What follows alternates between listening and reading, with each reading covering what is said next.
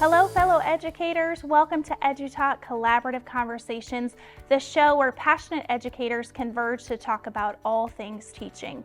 In virtually every episode of EduTalk, we delve into an insightful educational research study and hear from a dynamic panel of educators who discuss that study and translate the findings into tangible tools for our everyday endeavors in education.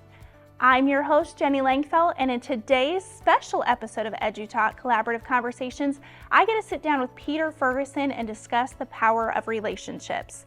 It's a genuine privilege to welcome Peter today. Peter is a passionate advocate for educational equity and inclusion.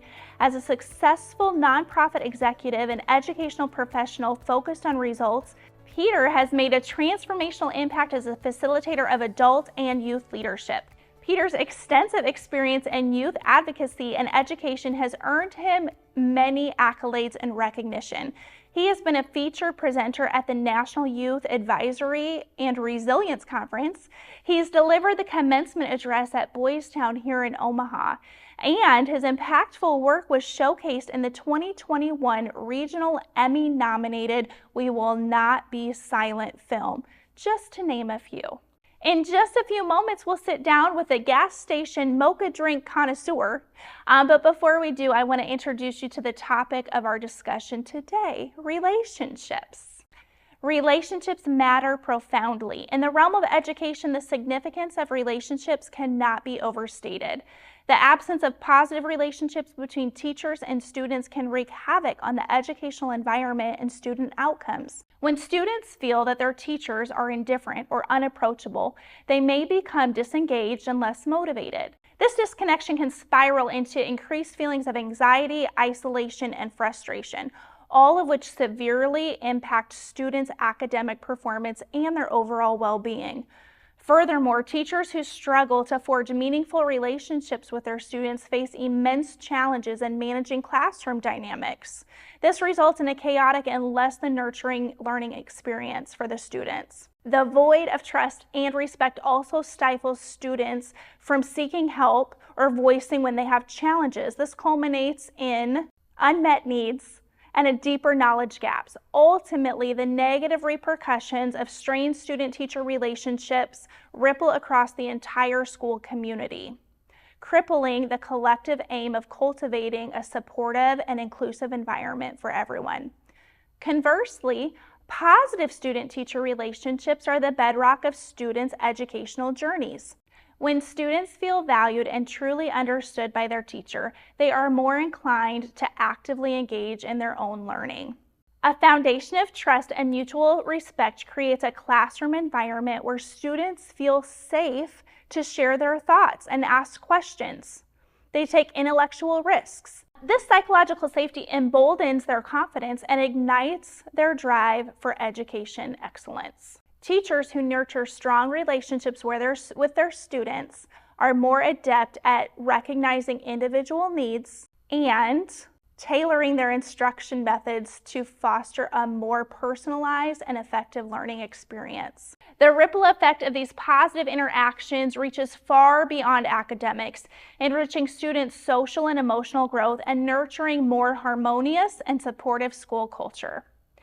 Now, on today's episode of EduTalk Collaborative Conversations, I get to sit down with Peter Ferguson. Peter Ferguson has over 25 years of experience of professional development, and he emphasizes that relationships are the cornerstone of success. He engages thousands annually across various fields, including K-12 schools, family advocacy, and corporations, and he facilitates discussions on race, education, and inclusion. Additionally, he hosts the weekly radio show Bigger Than the Score, and he currently serves as the coordinator of culture, inclusion, and scholar development for the Lincoln Public Schools. And if that wasn't enough, he also leads Peter Ferguson BHS LLC.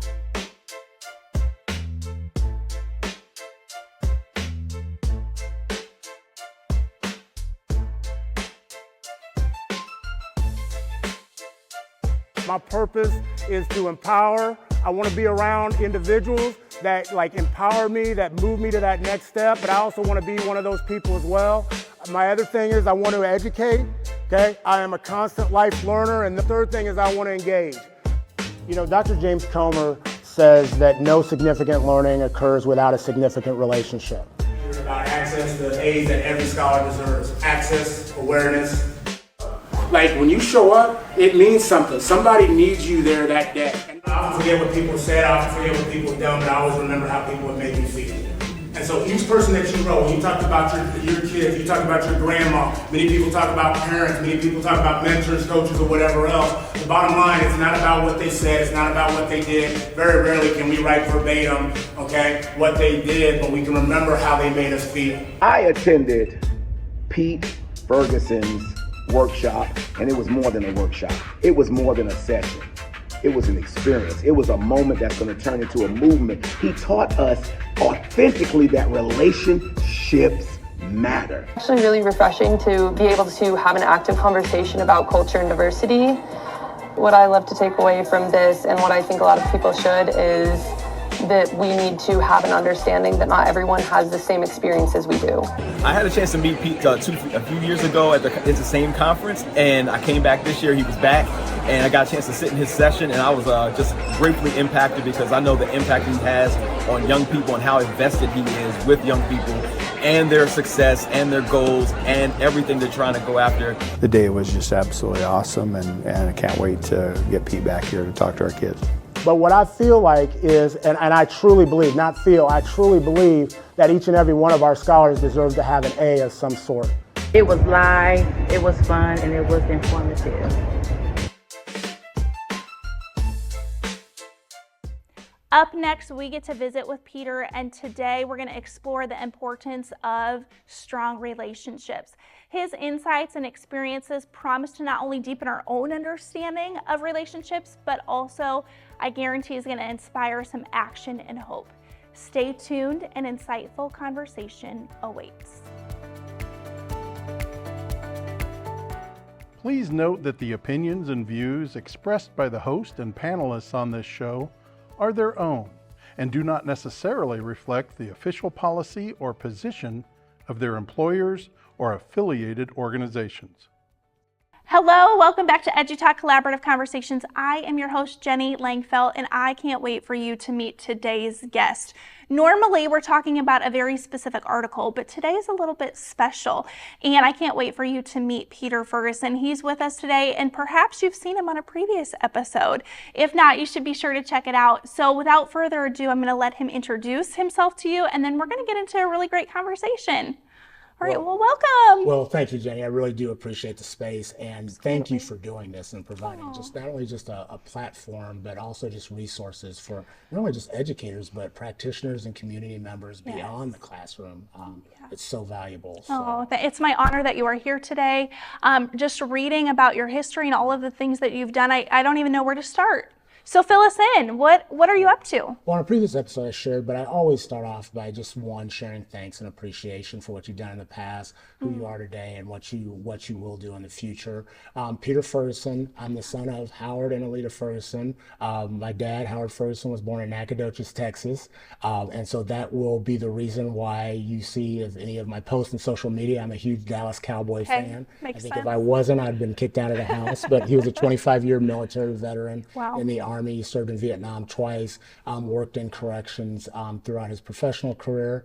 My mom, Alita M. Ferguson, was a 40-year educator, and mostly in the elementary school ranks. She was born in California, taught over in Labrador, Germany, Washington State, Arizona. And so I give all credit to who I am. I think the biggest honor is when people say, you're a lot like your parents. You remind me of your mom. You remind me of your dad. And I think sometimes growing up, we kind of shirk that because we don't see that as a badge of honor. And so that is, my background in regards to who I am. I think one of the things I also need to say is I am adopted. And people ask, do you know your biological parents? And I say, to this day, those are my parents. Howard and Alita Ferguson, they're the individuals who raised me, invested in me. And to this day, they're passed away, but have always claimed me in that capacity.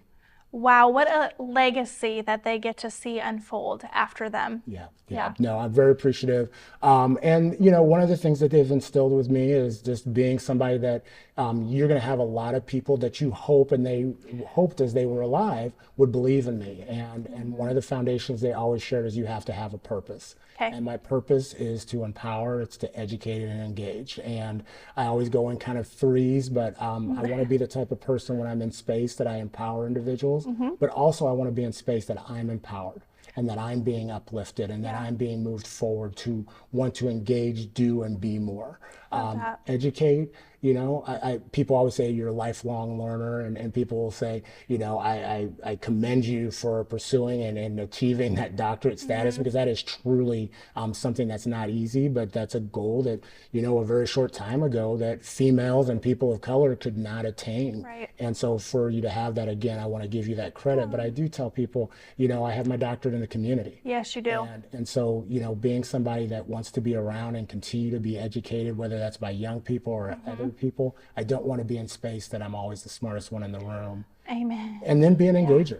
Yeah. I have a YouTube mindset. I'm just going to be perfectly honest. And I don't sit well. And so I don't want to be an individual that just kind of is a sit and get.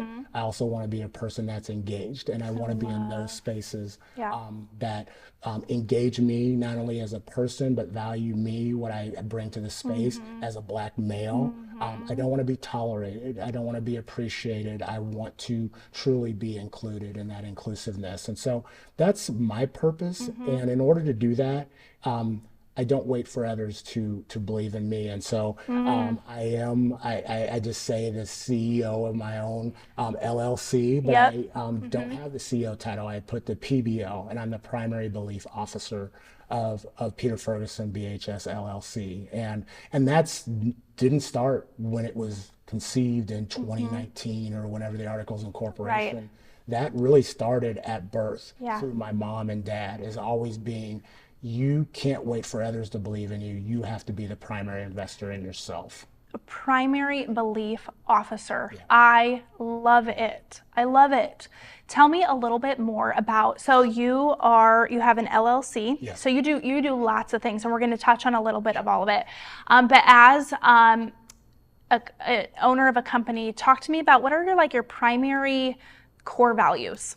Yeah, I would say it goes along with my purpose. Okay. It's to empower, it's to educate, and to engage. And so that's at the foundation of who I am. I would say those are the pillars, but Martin Luther King gave a speech, My Life's Blueprint. And he gave it about 9 months before he was assassinated at Barrett Junior High. Okay. And he challenged the audiences, it's my life's blueprint. And he's just asked the question, what is your life's blueprint? And for me, those are the pillars. Yep. And then the foundation and the blueprint is relationships. Yeah. And so when you ask me, you know, what are the things and what is the core and my foundation, it's that relationships absolutely matter. Yeah. And it doesn't mean best buddies with somebody or you're looking for, you know, that ROI, that return on investment. Yes. It's just that relationships are at the core of what I do. Yeah. And then that empowerment, that education, and that engagement facilitates the spaces that either I get to go into or that I allow to come into my personal space. Well, and we had a really brief opportunity we presented at a thing together. Yes. And I got to see you live and in action, and you are incredibly engaging, and it comes through so strong that it is about people and relationship.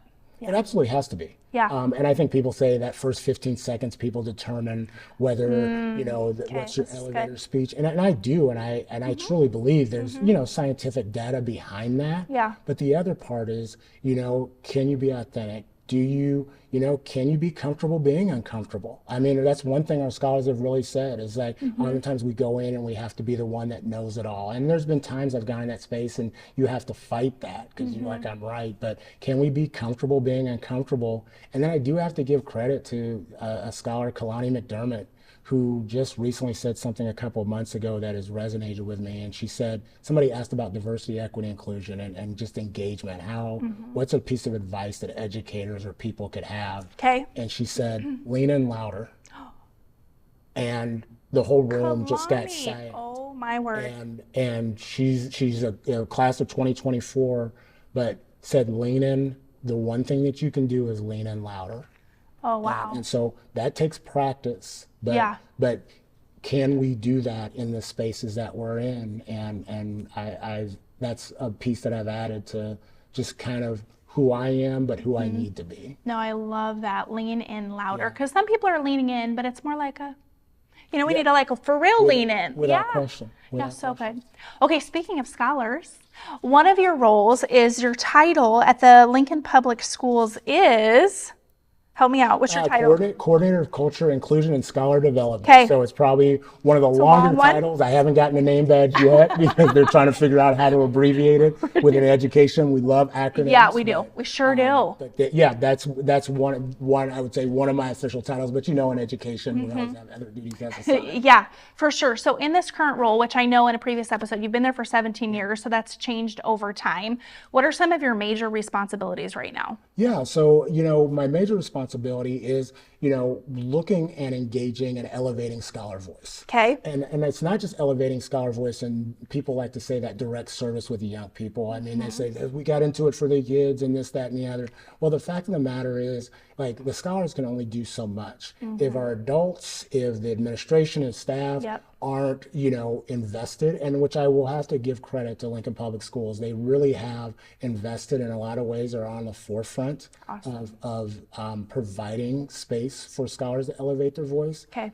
It's all for naught. Yeah. And so that's one of my roles. Okay. I get to work with staff, whether it be professional development, Okay. and oftentimes I say, how are we modernizing our approach Okay. and our engagement? Not throwing out old practices and Okay. beliefs and policies, but we oftentimes don't look and revamp what that looks like. Yeah. It worked for us in 1996, or we bring somebody in, and I think the unique part for me is day in and day out, I have contact with scholars in various capacities. Not only just in the building, but also in the community, and other things. People say maybe extracurricular opportunities that I get to do, which is truly one of those nice pieces, but also creating and being creative and providing spaces for scholars to be empowered, to be engaged, to not just reimagine space, but to make sure that space becomes a reality for them to fulfill their fullest potential, and not be students that are fulfilling their fullest potential,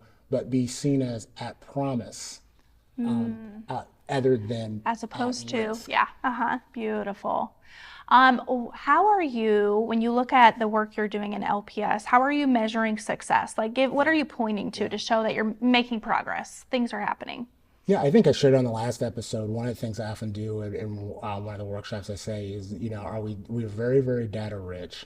Not only just in education, I think, For obviously, sure. when we're looking at grants and putting things forward, like it's, we'll say competitive grants, and we're competitive. And this is one thing that I would put forward to educational institutions, but also just, nonprofits and for-profit businesses, is most competitive grants want you to make a profile of the woes that you have and the non-strengths that you have. And they want to fund and they want to feel good to build those strengths up. And so I remember going into my role, it was in federal programs, and I asked the question, kind of tongue-in-cheek, but in a truthful way, is I have a daughter who's 23, and my wife's been in education for 20-some years as an early childhood educator.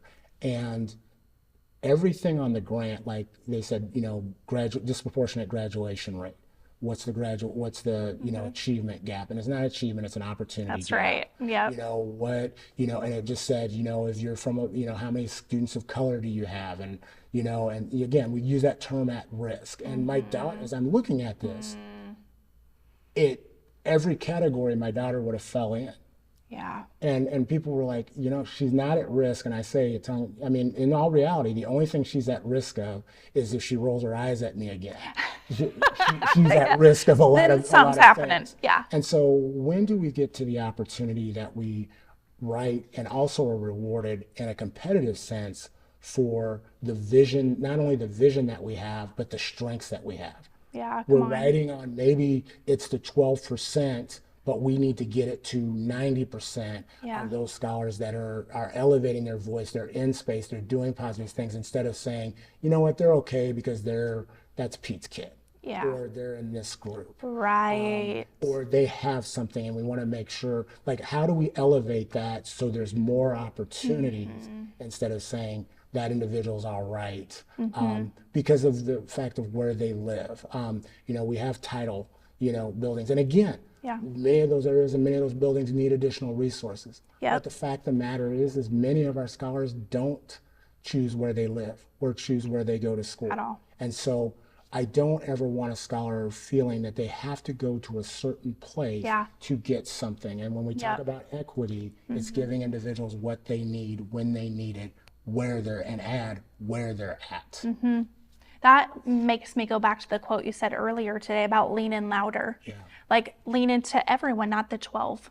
Yes. Yeah. Not the so 40, good. not the 40 scholars in the equity conference. Yeah. It's everyone. Yeah. So good. Okay. So you're doing so much in the community. There's a couple of things I want to talk about. So you have a weekly radio show. Tell us about that. The radio show is called Bigger Than the Score. I love the name. It's on 93.7 The Ticket, and definitely have to give a shout out to DP or Derek Pearson and Rebecca Pearson, who opened the door and provided an opportunity. It is, in the heart of Husker football and athletics, but saw it as being a station that could provide goodness to the community. And in short, he says, I want to love on people. Is Bigger Than the Score with Peter Ferguson on 93.7 The Ticket and theticketfm.com. All right, good morning. Welcome to 93.7 and 93.7 The Ticket, the Bigger Than the Score. This is Peter Ferguson with Peter Ferguson VHS LLC, and joined here with Harrison as usual on the ones and twos. Talk about bigger than the final score, just what is that purpose? And when you see that, score at the end of the day and on the scoreboard, there's other things that build into that. Rarely do I have individuals on the show because of their athletic ability and their prowess. As many have said, life gets hard. It doesn't get any easier, and all you need to know is don't give up and persevere. It's the other intangibles. It's that character. Good morning, good morning, good morning. GOODJOB. Good job, good job. Listen, I'm delighted, ignited, and excited to be on 93.7 The Ticket. I got my ticket. And I want people to hear their perspective. If you like talking, don't let your stutter stop you from doing it. You have to make it scared of you instead of being scared of it. And by that means all individuals and especially voices. And so weekly we get to promote positive youth action, which is kind of a theme for a lot of the engagements that I'm in. We bring primarily scholars and just profile things that go beyond the field, go beyond the basketball court, go beyond the diamond. And it's not, honestly, about maybe 15% of it sometimes relates to athletics in some form or fashion. This is my favorite part. But we had a young person on, Laskin, and I remember he was sitting there and I said, what is a piece of advice that you would have for people that are listening? I always ask that. And he was shaking and his knee was bouncing. And he said, my dad and I just talked about that last night. And he said, I stutter. And I wouldn't have known with him being on the show. And he said, my dad said, make it afraid of you, not you being afraid of it. And that's my main reason to tell people at 8 a.m. every Sunday morning to tune in and listen to Bigger Than the Score, because of people like Laskin, Rafa, who you would never guess that she's a 15-year-old sophomore in high school. Your show, Bigger Than the Score, is the vehicle to allow other people in the community to lean in louder. Well, exactly. And lean in louder, and honestly, lean in louder to love. Right. Because if you listen and you hear not only the stories, that TEDx, the danger of a single story. Good one. You're going to hear young people put forward advice, not only for peers, but for educators, for the community. And it's tangible and it doesn't cost anything. Very rarely does it say you're going to need $50,000 to implement this. What they want is very, very simple, and what they give is very, very simple, but it's practical, and it should, each and every week, what they say is policy. it's practical, but it's profound at the same time. Yeah, and it's not just good. the perspective, it's their reality. Okay, so another thing you're involved in that I want you to talk to just a little bit here is the Martin Luther King Jr. rally. Yeah. Okay, so I have a friend who's a little bit involved in that. Yes. And so, Dave Roach, that's yes. That's him. So talk to us about your involvement with that. Yeah, so that, for me, it's been, I say, not even a labor, it's just been, again, I use that term, love. Yeah. But it's a 30-year, unique, wholly run youth experience that celebrates the life and dreams of the late Reverend Dr. Martin Luther King Jr., and also longtime civil rights leader, not only just in Lincoln, but for the state, Dr. Leola Bullock, through the promotion of positive youth action. Wow. And what it has, I have to give credit to Dr. Leola Bullock, Dr. Jake Kirkland, the Stokeses. They started an opportunity where Dr. Bullock said, you know what, people are not going to, we're leaving. And people know who Dr. King is by his I Have a Dream speech, but he's so much more. Right. So what they established was a platform for scholars to showcase remembrance on, who Dr. King was. And then what it evolved into within 2 years of that, they said, Pete, it's time for somebody younger. And I can't believe they said that 27 years ago to take it on. And it truly is a showcase. And it has engaged individuals. It has empowered individuals. The room has been full of 800 people at the ballroom. It happens the third Monday of the month on the day that we celebrate Reverend Dr. King's as a national holiday. And what I will tell individuals is go to MLKYouthRally.com and we have past episodes. And no adults speak. It is all young people. Yeah. And I will tell you, you will be moved in a way that is unique across this country. And I argue that it's probably one of the best examples of elevation of youth voice that you will see, from elementary school scholars to high school scholars, putting forward messages. And I'll leave with this, is that it's so uplifting, but the sad part is many of the things that they're talking about today in my 27th, and we'll celebrate our 30th year next January 2025, many of the things that they're still talking about are the same things they were putting forward in 1995 when I took over. Unbelievable in many ways. What's most unbelievable is that literally everything you are doing is elevating student voice. You are something that I want to model after and do the same thing. So as we close here, if people are interested in what the work that you're doing, how can they find you? How can they get a hold of you? That sort of thing. Yeah, no, a couple different ways, as I shared before. You can go to my site. It's Peter Ferguson. And that's Ferguson, and then B as in boy, H as in Howard, S as in Sam. So Peter Ferguson, BHS.com. It has links to, the rally. It has links to things that I'm doing. I would be happy to engage. Again, not even in a contractual way, of just if you're wanting to promote scholar voice, and scholar voice, elevating scholar voice also elevates family voice. Absolutely. It elevates adult voice. Good. And so that's the way you can get a hold of me. I talked about the rally.com. And then I would say, just in a, from a professional capacity, we're always looking for phenomenal educators. Yeah. And so lps.org, you can click on that site and go to the human resource page, or just honestly, just call the district office at 402-436-1000. Somebody will get you in touch and just say, Pete Ferguson, we'll get you to the right individual. Yes. And we'd love to showcase you, the district. And again, not just Lincoln Public Schools. If you're interested in education, we need people connected to education. Yeah. And so if that's Omaha Public Schools, if that's Texas and you're watching, if you're in Connecticut, we need you. Please, we do need you in that capacity. Yes. So find the right alignment for you. Beautiful. But education definitely is a place that not only will you have a why, but you can fulfill your purpose. Absolutely. Thank you so much. Thank you. Hey, thanks for watching us. This has been the end of episode 10. We're so glad you're with us, and I can't wait to see you next time.